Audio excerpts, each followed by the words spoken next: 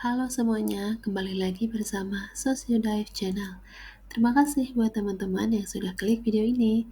Hari ini kita akan belajar bareng dengan materi pembahasan Assessment as Learning dan Assessment for Learning. Assessment merupakan bagian penting dari proses pendidikan yang membantu mengukur pemahaman, keterampilan, dan perkembangan siswa. Dalam konteks pendidikan, terdapat beberapa jenis asesmen yang digunakan untuk tujuan yang berbeda.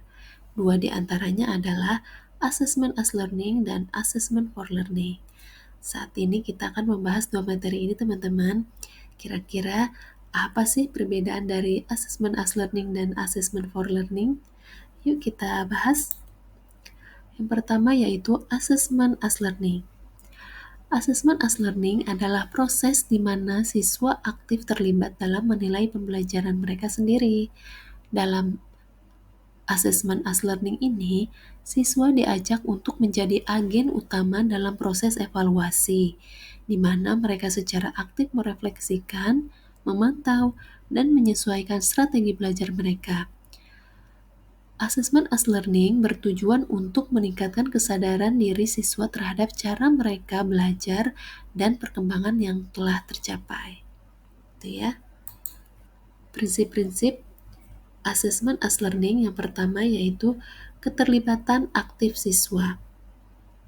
Siswa bukan hanya menjadi penerima penilaian, tetapi juga ikut serta dalam proses penilaian dengan merefleksikan proses belajar mereka sendiri.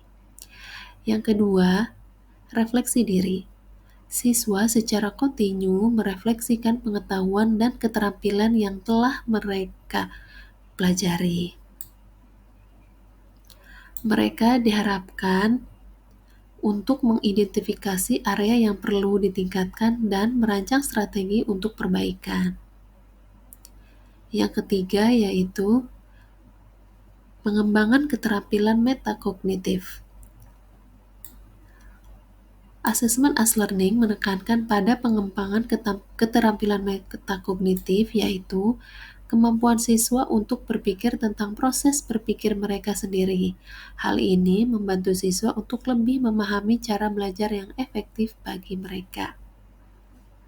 Yang keempat yaitu feedback yang berfokus pada siswa.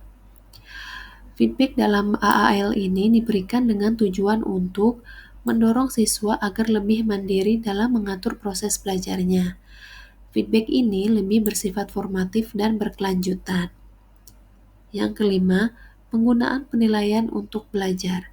Siswa menggunakan informasi dari hasil penilaian untuk meningkatkan pembelajaran mereka, bukan hanya sebagai alat untuk mengukur pencapaian. Itu 5 prinsip Assessment as Learning ya, teman-teman. Selanjutnya penerapannya, yang pertama jurnal reflektif. Siswa menulis jurnal reflektif secara berkala untuk merekam perkembangan belajar mereka, mengidentifikasi kekuatan dan kelemahan, serta merencanakan langkah-langkah selanjutnya.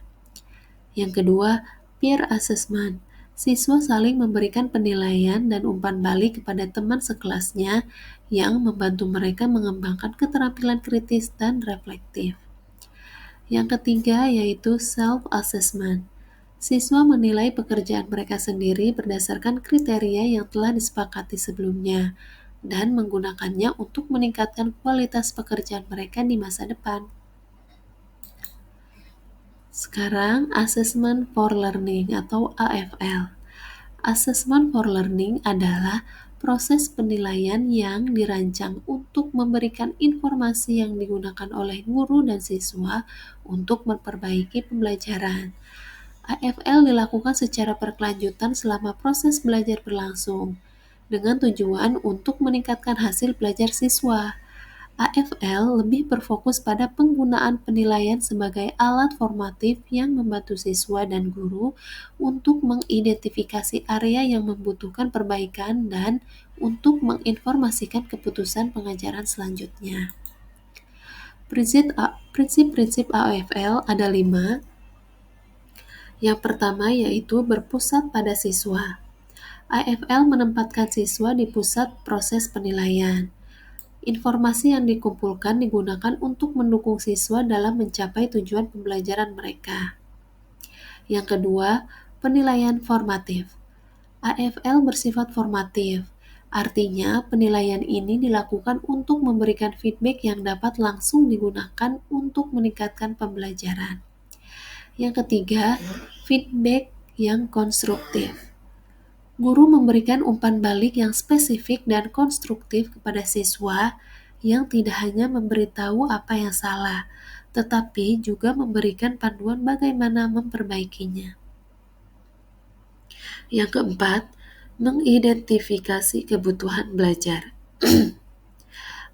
AFL membantu dalam mengidentifikasi kesenjangan antara apa yang siswa ketahui dan apa yang mereka seharusnya ketahui, sehingga intervensi yang tepat dapat dilakukan. Yang kelima, kolaborasi antara guru dan siswa. Guru dan siswa bekerja sama untuk menetapkan tujuan pembelajaran, memonitor kemajuan, dan menyesuaikan pendekatan pengajaran dan pembelajaran. Penerapan AFL yang pertama itu bisa dengan observasi. Guru secara aktif mengamati proses pembelajaran siswa, mencatat perkembangan mereka, dan memberikan umpan balik langsung. Yang kedua, questioning.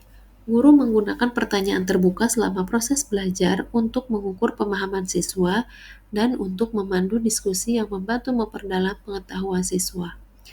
Yang ketiga, kuis dan tes formatif. Penggunaan kuis atau tes formatif singkat yang tidak untuk penilaian akhir, melainkan untuk memberikan gambaran mengenai pemahaman siswa tentang materi yang sedang dipelajari. Perbedaan utama antara AAL dan AFL yaitu peran siswa.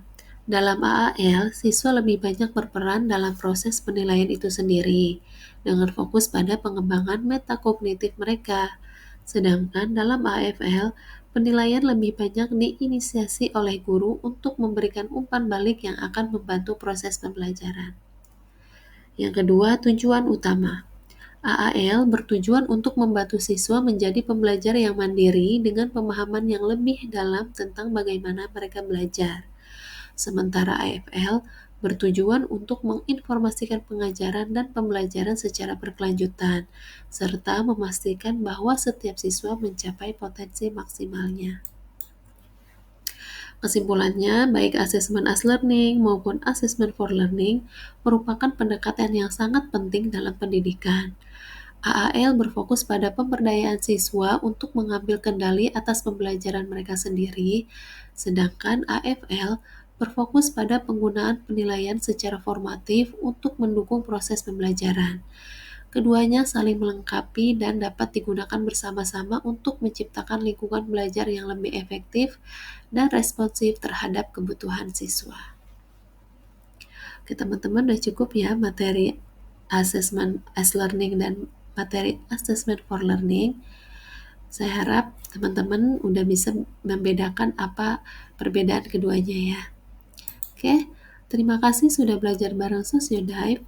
Nantikan video berikutnya. Bye. Jangan lupa like, share, and subscribe.